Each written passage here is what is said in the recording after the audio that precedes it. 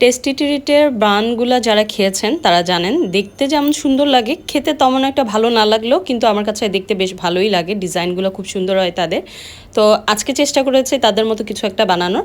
So যদি রেসিপিটা ভালো লাগে প্লিজ একটা শেয়ার করতে ভুলবেন না, আর কমেন্টে অবশ্যই জানাবেন আপনার কাছে কেমন লেগেছে।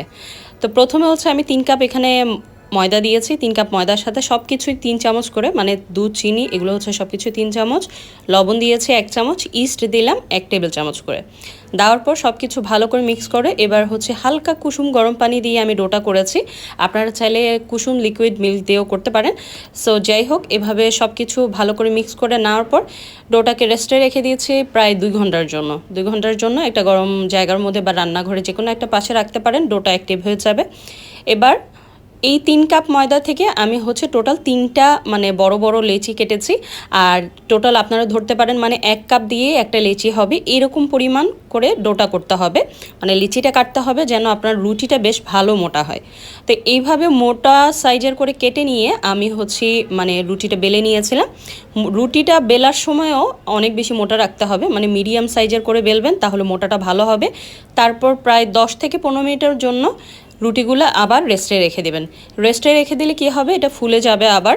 সেই ক্ষেত্রে বেক করলে আপনি যে যা কিছুই বানান না কেন, মানে বেক করে বান বানাচ্ছেন অথবা নান বানাচ্ছেন, যেটাই বানান খুব সুন্দর হবে, ফ্লাফি হবে, খেতেও বেশ ভালো লাগবে।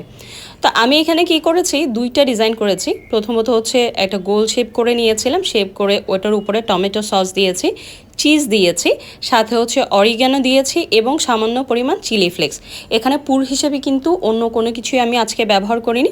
সো আপনারা এটার নাম আসলে দিতে পারেন চিজি গার্লিক বান অথবা চিজি ব্রেড, এই টাইপের কিছু একটা বলতে পারেন। সো ডাজন্ট ম্যাটার, আমার কথা হচ্ছে বিকালে নাস্তার জন্য আমি এটা চটপট বানিয়েছি আর খেতে বেশ ভালো হয়েছে। তো সবচেয়ে এখানে প্লাস পয়েন্ট হচ্ছে আপনারা চিজ আর হচ্ছে সস, এই 2টা জিনিস একটু বাড়িয়ে দেওয়ার চেষ্টা করবেন, তাহলে কিন্তু খেতে বেশ মজা হবে। তো প্রথমে যে রুটির মতো মানে নানের মতো বানিয়েছি সেটা তো ওভেনে দিয়েছি। এবার হচ্ছে সেকেন্ড আমি একটু ক্রসেন্টার ডিজাইনটা করতে চেয়েছি। আপনারা চাইলে আপনাদের পছন্দ অনুযায়ী যে কোনো ডিজাইন করতে পারেন, ওইটা কোনো সমস্যা নেই।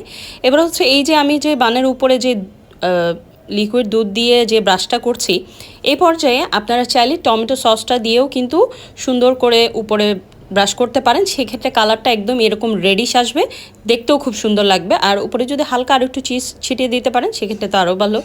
তো যাই হোক, এটা হচ্ছে আমার প্রথম যে ব্যাচটা ছিল সেটা বের করেছি। এরপরে সেকেন্ড ব্যাচটা হচ্ছে আমি এভাবে ক্রসেন্টের একটা ডিজাইন করে দিয়েছিলাম।